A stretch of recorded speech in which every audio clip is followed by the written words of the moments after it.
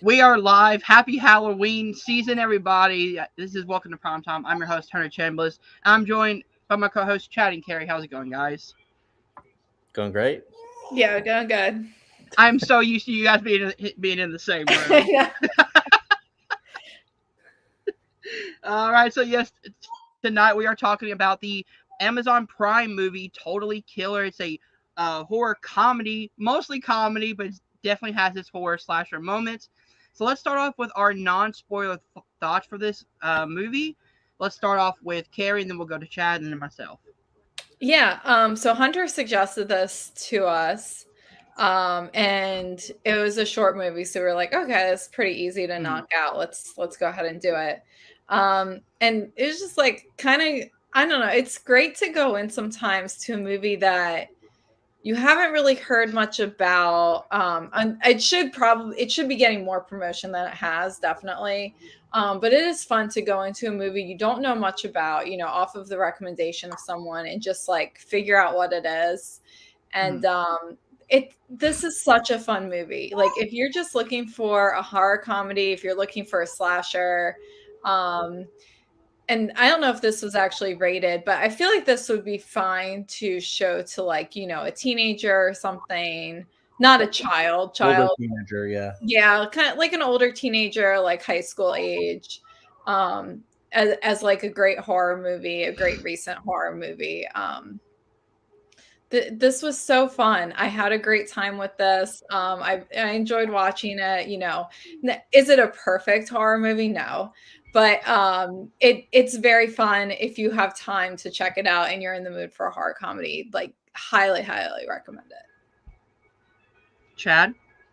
Yeah, I agree with a lot of that. I mean, I did see the trailer before this movie came out, and the only reason why is because I really like Kiernan Shipka. Like ever since I watched Mad Men, I've liked her since then. I just was like I don't know. I just like her like presence and things, and I really liked her in Chilling Adventures of Sabrina. Even though she's so good in that show, man. She's great in that. And then so I was like, you know what, I'd watch it just because she's in it. Really. But what this reminded me of, especially when I was finishing it up just recently, I was like, you know what? This feels like a rated R Disney Channel original movie. And that's not like a negative. It's actually a positive because I'm a fan of DComs. The DComs. But yeah, it's like a very coming of age slasher in kind of a similar vein as Scream, because there's a mystery of who the killer is, but it also goes into, I guess you could say supernatural, but more so like science-y, like sci-fi kind of ways. In fact, they make a lot of Back to the Future references. This is a lot of stuff that is shown in the trailer about what the movie's about. But yeah, I like how they play with like time in this. To add a different kind of, it's kind of like another Happy Death Day, but different. Instead of a Groundhog Day, it's like, what if Back to the Future was a slasher, basically? Exactly. And I think a really cool thing, and I think the best thing that they did was make it really funny. I laughed out loud quite a few times in this, especially when certain things are revealed. Like towards the end, there was a big one that made me go, "Oh my god!" So there's a lot of really great moments like that. I love, anything that has like a great like kind of mother-daughter story, as with Back to the Future, more of a mother-son type of thing. But yeah, this is or father-son too, actually, both parents. And similar in this. So yeah, I like how they play with time. I like how they do the slasher element. I love Kiernan Shipka in it. I think she's hilarious, especially because she uses the F word a lot in this. It's really funny every time she does. She goes, "What the fuck?" like so many times. There's a little bit of a fish out of water part of this movie as well. So yeah, I think a lot of the elements that they cram into the movie are really fun. and it makes for a very unique watch. There is some like brutal, like kind of like violence. There is some pretty good like sexual dialogue and stuff. But yeah, I agree with Carrie. A little bit of like an older teen, like high school age. This would be a really great like introduction to slashers for, Mhm. and yeah, it's just a really good time of a movie. Hunter. Yeah, I definitely agree. I had so much fun watching this movie. I've only seen one thing about this movie, and that was when Dan Murrell talked about like movies that are coming out this week, because this is also written by one of his close friends, Sasha Pearl Raver from Screen Junkies, past. So I checked it out, and I was like, this movie is so much fun. It doesn't take itself too seriously, which I love.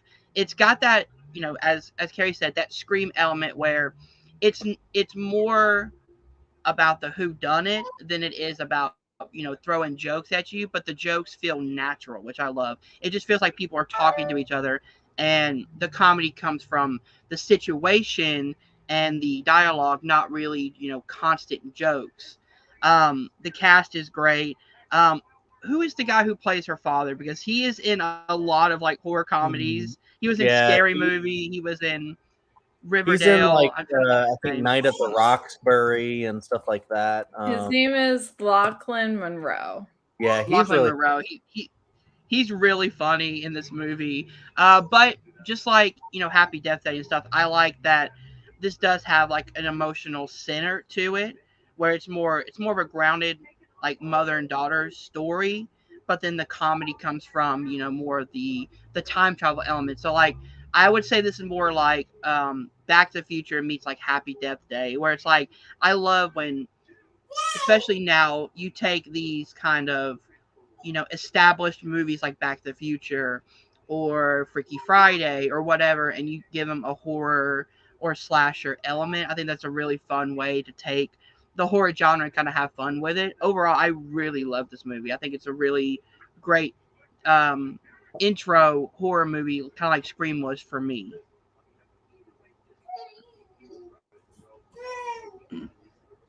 All right, so now that our non-spoiler thoughts are out, let's get into more of our spoiler topic. So if you guys haven't seen it, it's on Prime Video right now. Go check it out and then come back and join us. So let's just kind of talk about this movie as a whole. This movie has a really cool cold open with her mom, and the Sweet 16 killer. By the way, I love that the Sweet 16 killer's mask looks exactly like the Max Headroom from the Coke commercials back in the 80s. Oh, okay. So Well, back in the 80s, yeah. Max Headroom, and there was this big, you know, someone like, I think back in the 90s, like used, Oh, I'm seeing it now. yeah, took the Max Headroom mask and like took control of a TV station. It was known as the Max Headroom incident. So, using like an 80s icon with the Max Headroom mask in an 80s throwback movie was really smart as well. But the cold opening of this movie is really fun because it is serious enough because spoilers again, our main character's mom gets killed by the Sweet 16 killer who has come back after, what is it, 20 years, because it was 1987 and 2023, so a little over 20 years. So a little over Well, 30 years. 25. 30 Oh something. yeah, 97, yeah, my 87. math. I'm 43. I was born in 1990. Almost 40 years. But he comes back and kills her mom in her house, and then that's pretty much the cold open of the movie. I think it's a great way, again, harkening back to Scream, where it's like a major character death, you're not expecting it, it's really brutal, and the movie doesn't shy away from the brutalness of the kills in this movie, which I love. But overall, thoughts on the opening of this movie? Yeah, I do like the that you touched on the mask aspect because I do think it was a cool design. It could have been cheesy and silly, but actually really worked. It's it's like the baby mask from Happy Death Day. It's it's like a lot of these masks that you see in movies that may get like one sequel but haven't like broken out into like this big franchise or anything. So at this point in time, it's not as iconic as like a Michael Myers, which is what is the actor's name? William Shatner mask. William Shatner. It's not like the Jason mask, which is basically just a hockey mask. So it's not as iconic as those yet, but I could see if this like turned into like a bona fide like franchise, it could be. I've been waiting for the Happy Death Day 3 to come out or something like that, and then the baby mask is just going to be like iconic and one of the top like masks and stuff. So yeah, it's a really cool design. I could see it actually catching on. I do like the concept of Sweet 16, killing people at 16, 16 stabs, kind of a deal. You maybe think that maybe the killer is has like obsessive compulsive disorder or something like that, but no, it's basically probably just like a modus operandi, a gimmick, kind of deal, a gimmick. Yeah, so the opening scene is great because it sets up the relationship between the three like main characters, as far as Kiernan Shipka's Jamie, her mom, and her dad, and then you see like a little bit of a text from between her mom and was it the reporter guy or the podcaster? Yeah, the podcaster. And then immediately after that, like she's like, all right, she's like very strict. She's like, you got to come home. Your dad's gonna drive you. You got to come home. She's like giving her like psychic crystals and just anything to basically make sure, because she's like 16 or whatever. Like, you're not gonna be murdered tonight, because that's a very real threat.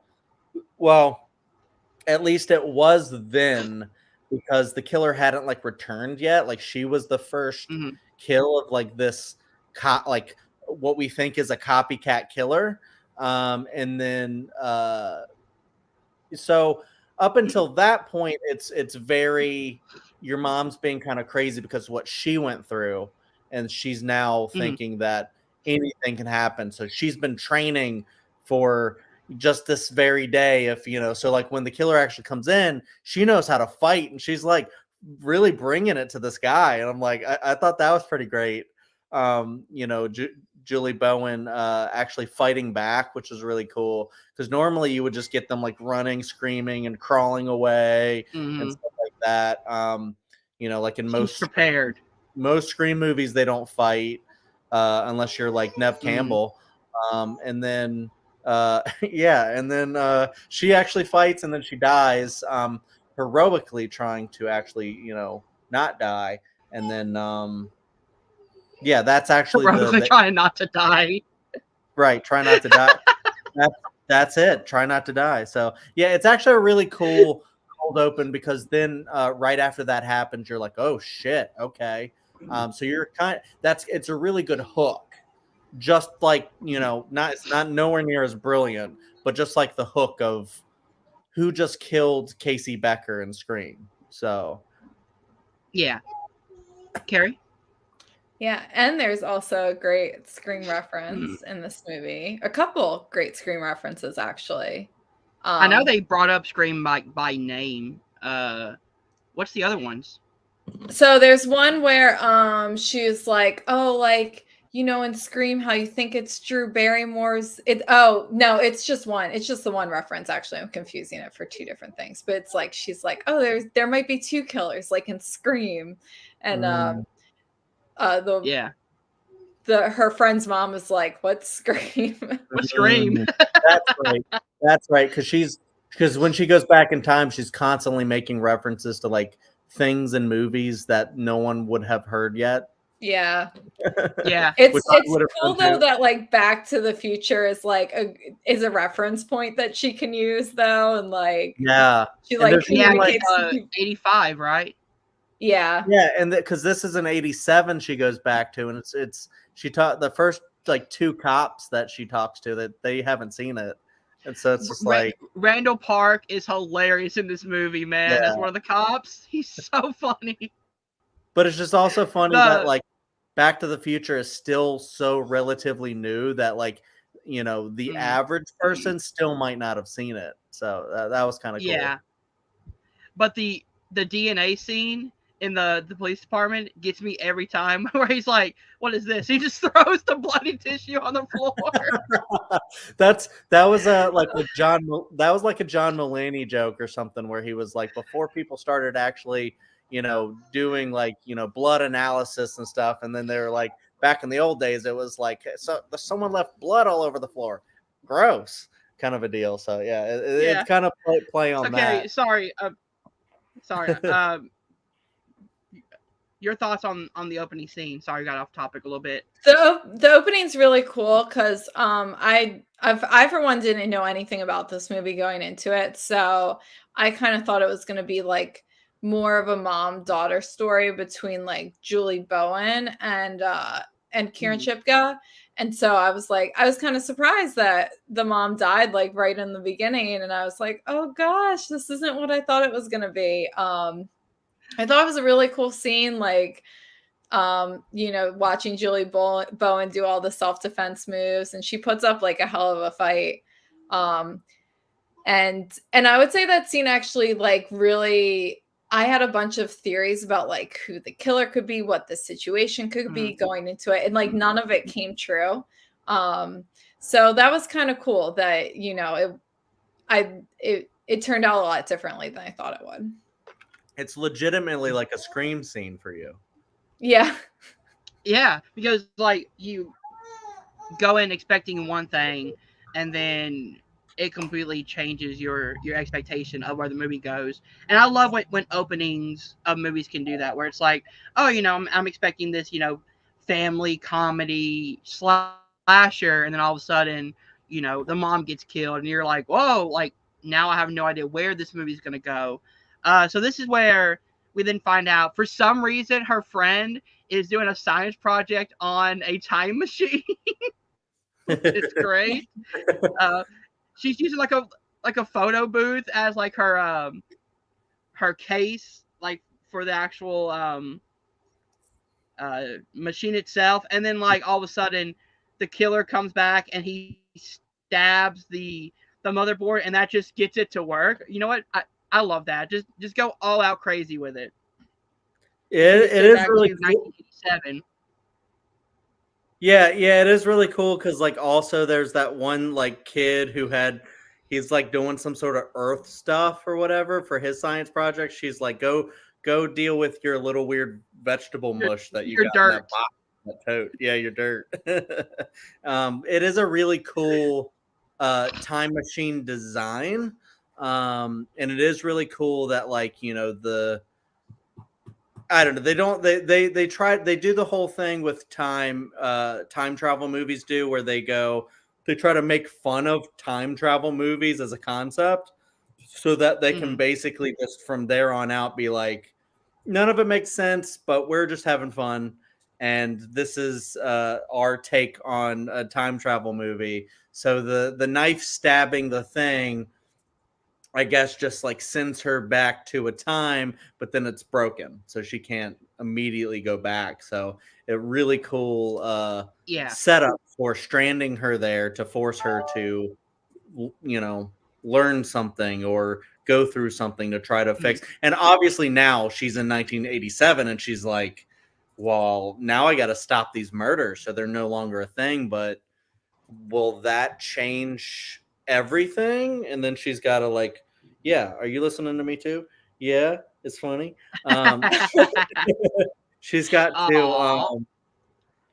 to now figure out if she goes back and she kills Hitler, will that change the scope of everything? If you save JFK, will you changed history? But on the smaller scale, if you kill this local killer or at least stop them, get them in jail or whatever you can do, what effects will that have? So it raises an interesting question there.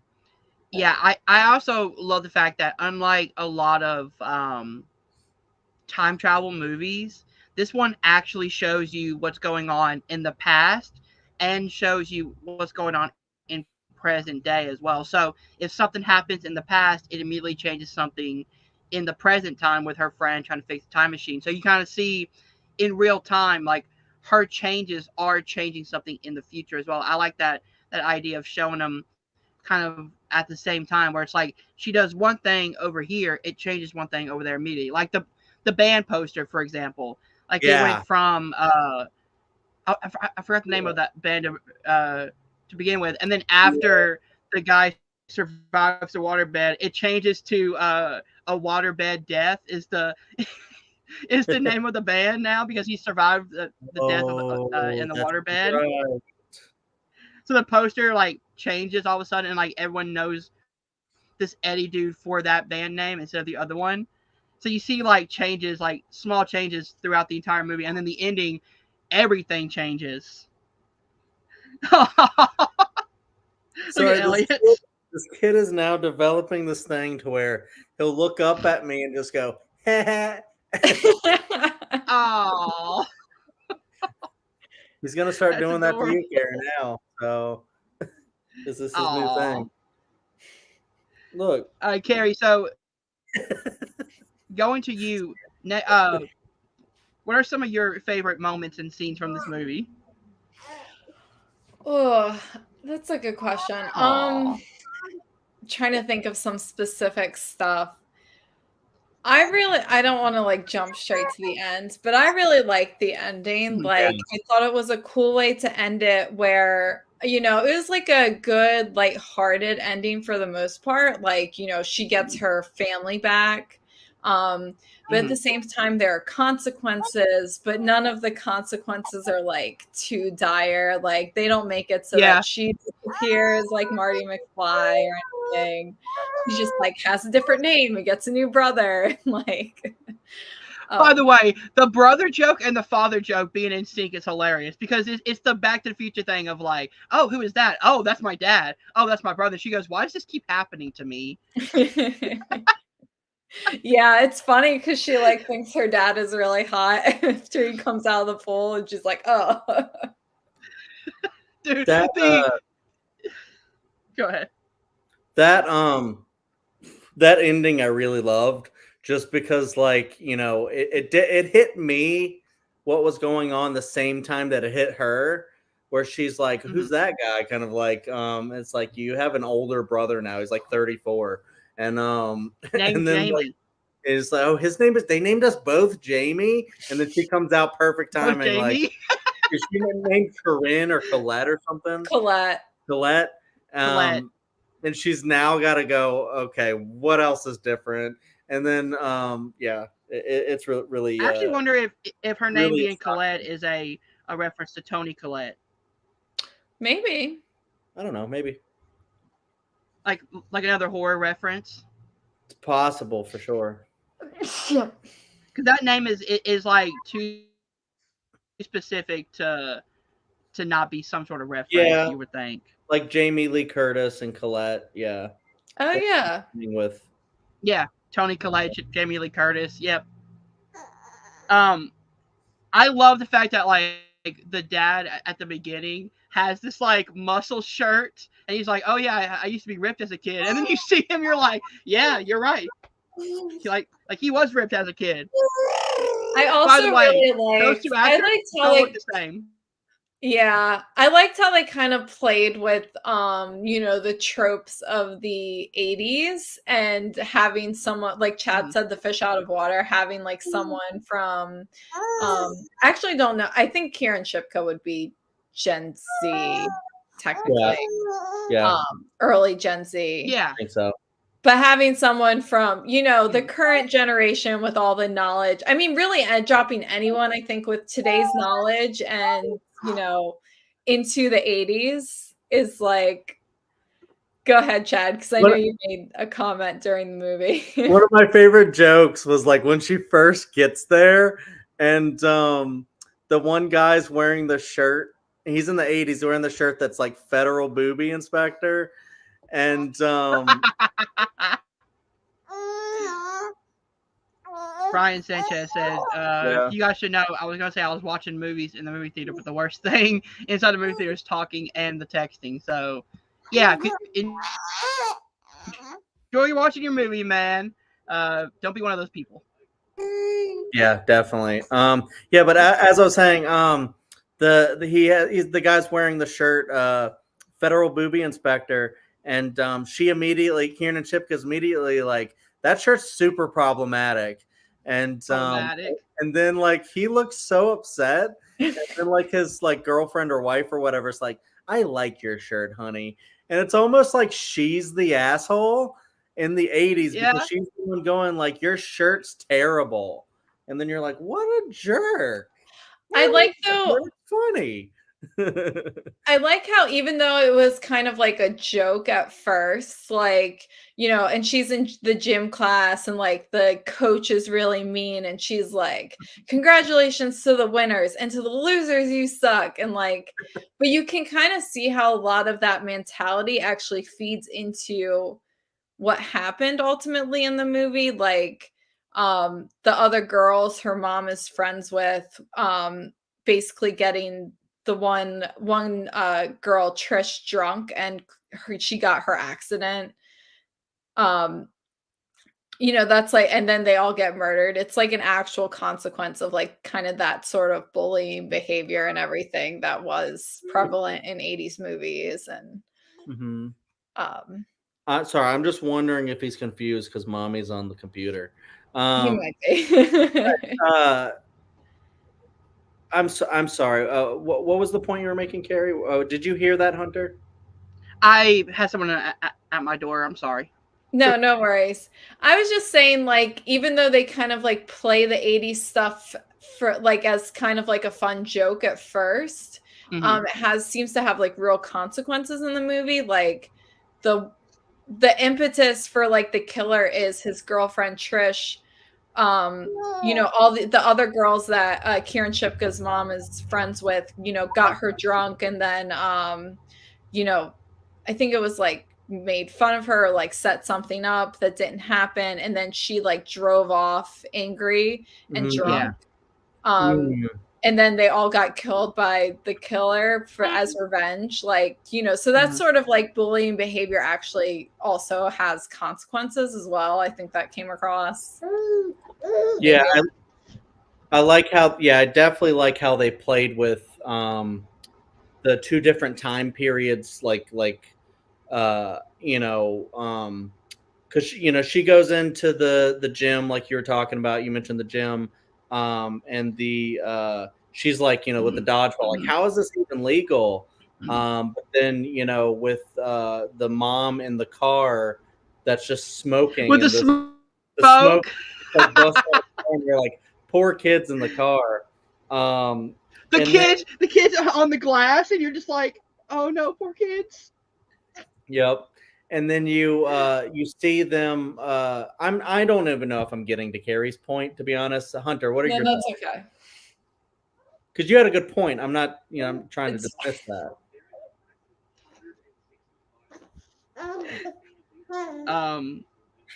But yeah, the whole point of like, it's awkward already. No, but like the juxtaposition of like 80s culture and now, and having someone from like the Gen Z era coming back to the 80s, and you're like, oh yeah, like, what was the line?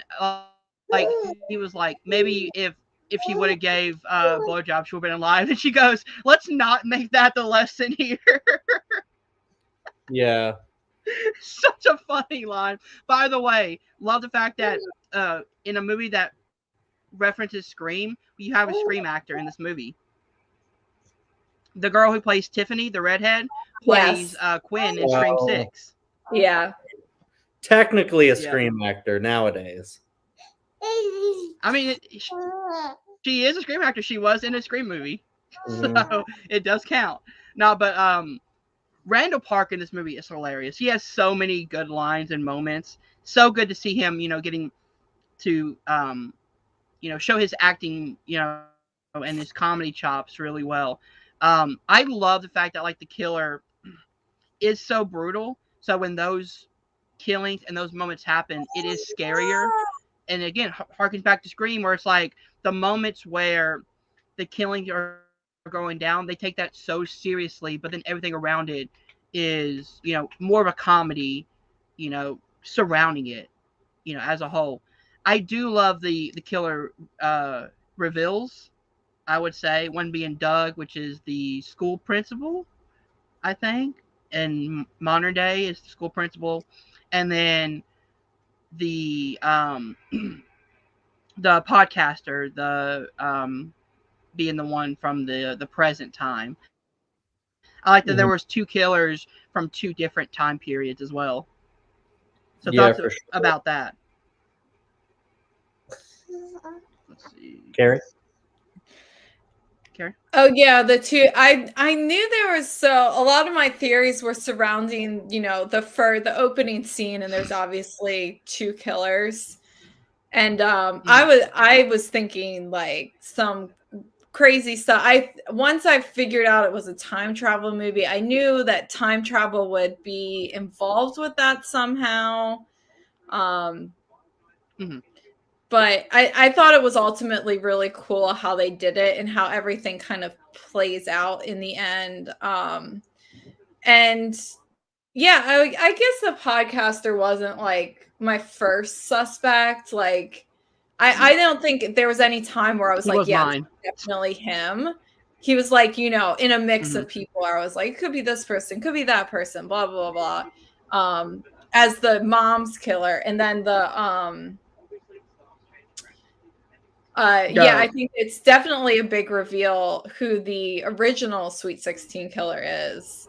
Mm-hmm. Because he's kind of like plays just a very small role. He's like seems like very rule oriented. So I thought it was really cool. Like both killers, they're not even like they don't really even know about each other. Like the podcaster doesn't know who the original killer is until after he goes back in time, Mm-hmm.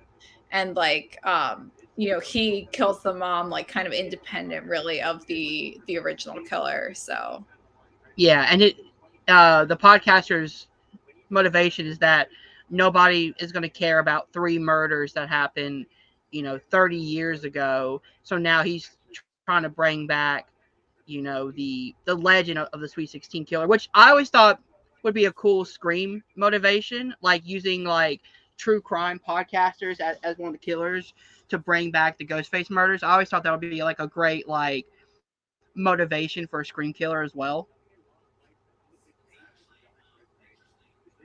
Chad, your I speaker, I think you're on mute. Yeah.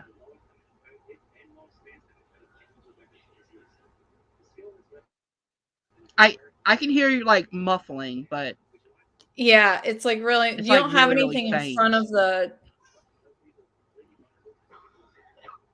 do you have anything okay. Yeah, he's gonna come back in. Actually, I think they do some true crime in the Scream TV series. I think there is some true crime podcasting in the Oh, Scream series. The that first makes sense. season of which I I watched haven't and watched was it. actually decent. I don't know about the rest, but Yeah, I haven't heard great things about it. I haven't watched it. I think I watched like yeah, the I first mean, episode, but honestly, with like the amount of stuff that's available, I can't in good faith like recommend it. Chad, Check, check, check. Yeah. Can't you're good. recommend what? The Scream TV series. Oh, Series. gotcha. I haven't seen it. But yeah, going back to the killer reveals, I feel like I've seen podcaster does kills to get more views on the podcast Mm-hmm. before. Like I'm trying to think of the thing that did that, but there was one other According to thing. Carrie, the Scream TV series had the reveal be the podcaster was the killer. I think Oh that. Okay. no, it just involves true crime podcasting. It doesn't Oh, involve okay. the killer being a true crime podcaster. I don't think that could be in the later seasons. I don't know, but Is Maybe, but I didn't see that TV series, but there was something else that I feel like had that. But yeah, I thought that reveal was kind of cool though, because it's like almost like thinking about like, why wouldn't, I mean, because they're decent people, of course, but otherwise, if they're not, why wouldn't a podcaster do that? That sounds Mm-hmm. like a surefire way to just like make it number one kind of a deal. If they're like a loser, or they have a dad they're trying to live up to, or something like that, I could Mm-hmm. see it happening. And with that guy in particular, the one thing that I really loved was when she stabbed him, and then he went, "Now I have both knives," and I was like, "Oh my god." Because like that, he's always, He goes way over the top at the end, and like he's, a big scream killer. It's great. yep, and he's looking at it as like glass half full, where he's like, now I have both knives, even though you stabbed me. Um, What are you gonna do? yeah, so and I was kind of not disappointed in the decision to do this, but I was like, oh no, when it was the principal, like you said, from so far ago, Mm-hmm. because I was like, oh, that kid seems so nice, like, and like soft spoken, but sometimes killers are like that, where Mm-hmm. you've seen them and they're so quiet and not going out there. I mean, maybe a little bit like, well, I don't want to give away Scream's killer spoilers, but in case people haven't seen them. But yeah, some of the things that people in other movies have been like kind of quiet people, and those are the ones that are the killers. So I thought that was kind of cool. But yeah, I like that they were Yeah. different as well. Plus the his ending death is great. Getting kicked into the spinning machine and just like pink dust comes out everywhere. It's uh there's something off with your audio.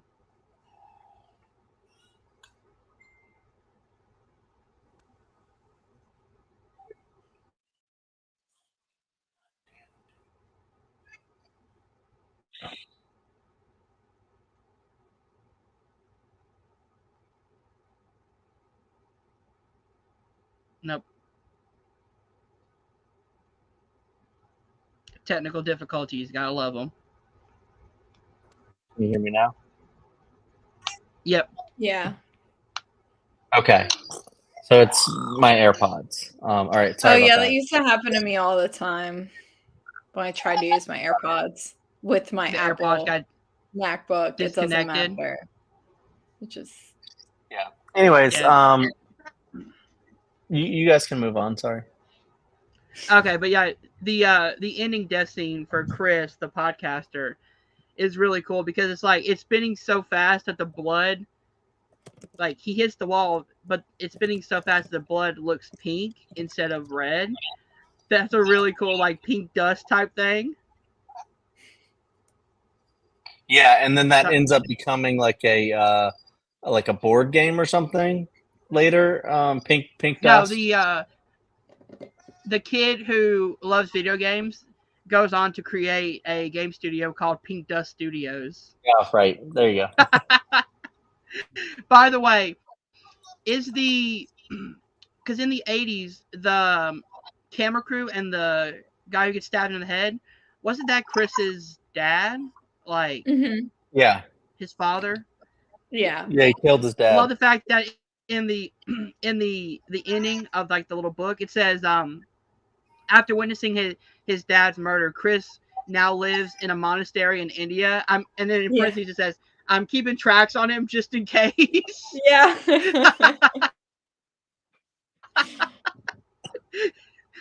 Some of the jokes in this movie really hits, like the DNA joke. I love where he just throws it on the ground. I love the what is it, the Eddie character who's like this this rocker, this heavy metal band, and he's talking about like, oh, it's tragic that these people died, and the reporter goes, men showing emotion, how bizarre, or whatever. Because he's like, men showing emotion, how bizarre, and then it just cuts just like the parallels of like the 80s culture and today's culture works really well when you like see it from, her eyes, being like, the cell phones and things like that, and like having all these references, and like, you know how people are more sensitive nowadays and things like that, and you see kind of more the parallels, or like in the 80s nobody cared, like um the ride operator, like in the 80s, where she's like, oh, I'm from this inspector. He goes, all you gotta say is, ride's closed down and I'm going on my break. He doesn't care. Yeah. He's like, Yeah. just let me go. Yeah. He's like, I hate being Which is stuck here, man. Yeah, which is like one of those things to where I liked how it showed like what the attitude of today is and what the attitude of then was, and like you can see like the kind of like a culture shock or time shock of like, holy crap, what did they didn't used to wear seatbelts at one point, kind of a deal, or how was dodgeball even legal? But That's then a good question. How is dodgeball still legal? But then you could see it like from like a other perspective, as like, yeah, like you said, like maybe kids are too sensitive sometimes, like where they'll look at a slogan on a shirt and you're like, that's problematic, and it's like, well, I mean, it's just a stupid slogan on a shirt, like, lighten up kind of a deal. So I could see kind of like both attitudes there, and I like how it didn't take sides, as Hunter likes to say sometimes. Yeah. Yeah, it didn't like it didn't choose a side to be like making fun. It's like bodies in a way, where like they're making fun of Gen Z, but they're not like making fun at the people involved. Like the people, it's a perfect balance. Like the ideas of Gen Z are prevalent in bodies, but they're not like made to be like dumb, like young rich characters. You know what I mean? Like there's a perfect balance you can strike. I do like the fact that like every time one of the three victims gets killed, it's in a different location, or it's in like a wrong order. Like Tiffany dying on the waterbed instead of the basement shows that like just our main character being there is changing things just slightly. Can you guys hear me? Okay. Thoughts on that element, like the past changing the future, but in like slight variations. You guys want? Carrie, you want to start? Sorry. Yeah, I thought it was cool. It's always interesting in these time travel movies, like what the rules are going to be, and in every movie it's slightly different. Like, and I like that this kind of took a pretty unique spin on things, so that things were changing like kind of in real time. You could see like the podcaster remembering stuff as it was happening and being like, oh, well, I said this, but it's obviously this, and like things, and like he and her friend's mom kind of put together what's actually going on. That's really cool. I like that, they had fun with it, right? Like they did it in a fun way that wasn't like, I think it wasn't confusing. Yeah. It kind of made the film have actual stakes. And we got the fun bits about like, the podcaster being able to travel back in time, and everything. So I thought it was really cool.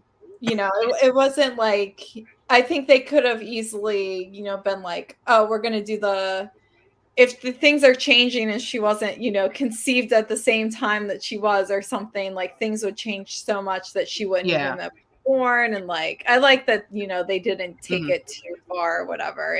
They changed things kind of more in a fun way. Yeah, the fun little like kind of nuanced changes of her life, going back, not being too dramatic and stuff like that, was kind of fun and funny, and kind of made the movie a bit more light.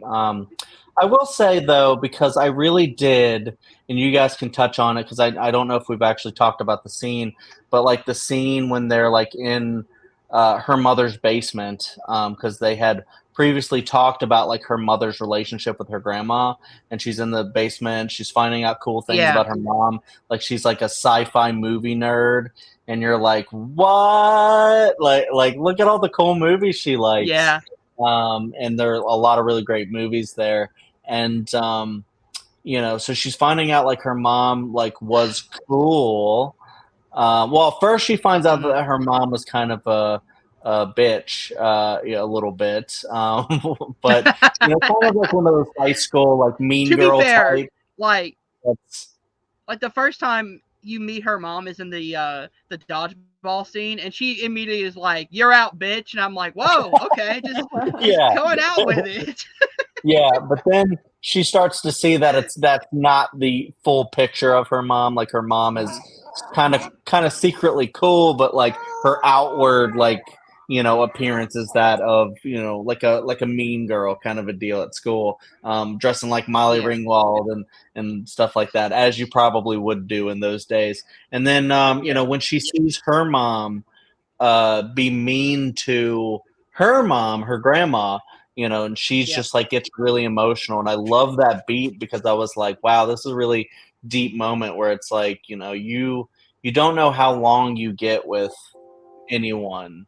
You might have arguments with someone, but like just don't be generally cold to your mom like that. Like she was being nice to you, she was asking you if you needed anything and stuff like that. She's doing mom shit. She's doing mom shit, and you're just really cold to her. And it's kind of sad because like you realize for our main character that like the last moment she had with her mom in the present day was her being mean and cold, just like her mom in the past was being mean and cold to her grandmother. So it's like a parallel of like, oh, this is what I was like. Sort of, yeah. I could totally see her thinking that, even though I would say that like in the present day, her mom was being a little bit overbearing, but it was because of the murders and stuff like that. But yeah, I definitely see that point too.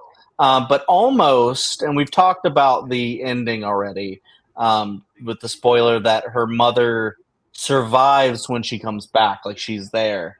And since it's like, sort of like trying to be like an edgy, older teenager type of movie, I could see them being like, well, we're going to bring the mom back because that, wrap it up in a nice bow, and that's happy for everyone. It's fun. And we can say, oh, you have an older brother now. But I almost was like, well, she kind of like learned something there. Maybe don't bring back the mom, or because I don't even think she was like particularly like, she didn't go, Mom, did I ever tell you I love you? There's nothing like that or anything at the very end. Like I kind of wish she would have like shown that she learned something. Doesn't she like run up to her mom and like hug her like really tightly? Oh, she does. As like, that's like true. She does Mom, do that you're here. and hug her dad as well. That's true. Never mind.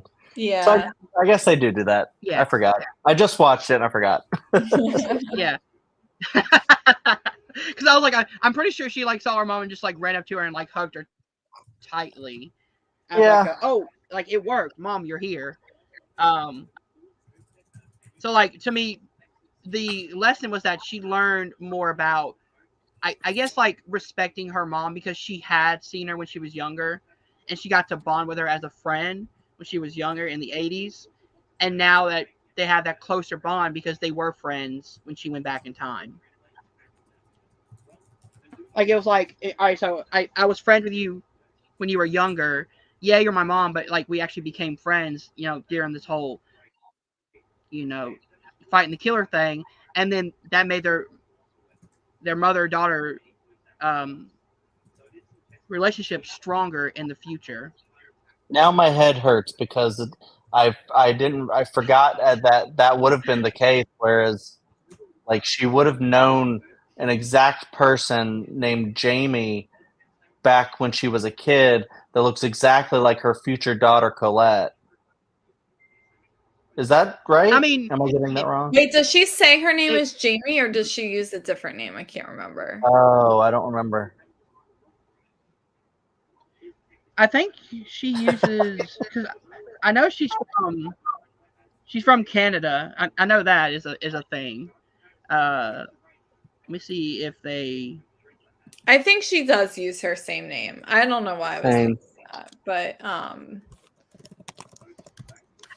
I think she does too. But still, though, like the slight changes she made, I guess, changes history to where like she wouldn't be Jamie, she would be Colette her entire life. Like in this universe, in this version, her mom lives, she has a kid named Colette, but she also has a son named Jamie. So to her, Jamie has always been her son. And who knows, maybe she named her son Jamie after her friend from high school. And that was yeah, it's also weird a that, I mean, this callback is to why you that. And can't then think she about had time travel Colette. movies for too long, because, like, also, wouldn't her mom, Yeah. like, kind of realize as her daughter is getting older, oh, she looks exactly like that one girl from That's what I was saying. That's what I was saying a minute ago. So you can't think about Yeah, it for too long, though, because it all falls apart. Yeah, time travel movies, you can't go into details about it because who knows what happens. You know what I mean? Like, Yeah. anything can happen because time travel doesn't exist at this point. So we don't know what would have happened. I'm trying to think of anything else. I love the scene in the cabin with Marissa's death. I think that whole setting of like a cabin in the woods and her thinking it was a in the city, being safe, and all of a sudden she wakes up and it's the same cabin in the woods. She goes, "What the fuck, man? I thought you said we weren't gonna go here." She goes, "Oh no, it's a cabin in the city." She's like, "Oh yeah, I think maybe I was thinking of a timeshare." It's like what? A timeshare. Dude, very different I things. love the fact that like the police officer, like the heartless like police officer woman in the future was like a total stoner in the past, like the one who bought the pot brownies and stuff that like Jamie ate like 5 of, and I'm like, how are you not just like completely out of it at this point? Oh, Carrie's coming to get the baby. I'm sorry. that's fine. He's tired. You went from one room to the other. From one screen to the other. But yeah, so I mean, ultimately, it's a really funny movie. There's a lot of really great stuff. It's just a really fun surprise because not a lot of people knew this movie was coming out, and then it popped out, and then it's like, yeah, just watch it on Amazon Prime, and a lot of sharp writing. We said some of the great jokes that are in it. And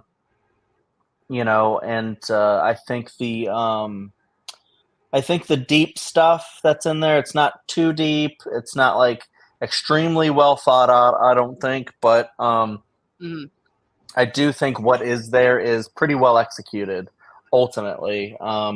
Yeah. And this is a I movie think it can that appeal to doesn't not all ages. I would say like cut it at like 13, like, or maybe a little older than that. I don't know. Yeah, 13 seems fine. I will say though, this movie is a movie that like is so much fun and has so many good jokes, and it's only like 90 minutes, so it's a really short horror movie that I can look past some of the, the wonky time travel, plot holes, if you would say. I don't think they're really plot holes because they're just having fun with the material, and that's the thing. In horror, you can go very serious and you can have like Hereditaries and Midsommars and really movies that make you think, and then you can have really good like really fun slasher films that like don't really have to make sense, but you can have fun with it. Like this movie is gonna be on my Halloween rotation going forward because it's just a fun movie I can put on during the Halloween season and be like, this is fun. You know what I mean? Like this, trick or treat, Halloween, things like that. Yeah, and it'll be interesting to see if they just like go, you know what, we made a really fun movie that people could, watch multiple times and have fun with, or maybe they try to go the franchise route like Happy Death Day did, and come up with a sequel. They could. I mean, I think it's kind of like a perfect formula to do it with if you're going to do like sequels. Yeah.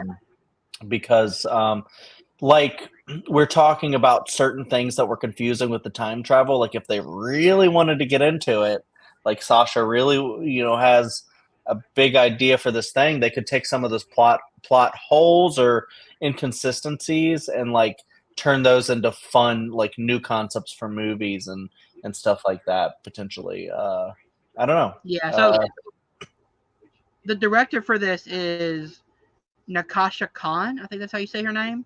Her last movie was Always Be My Maybe from 2019, which was like a rom-com. It's like it's a rom-com movie.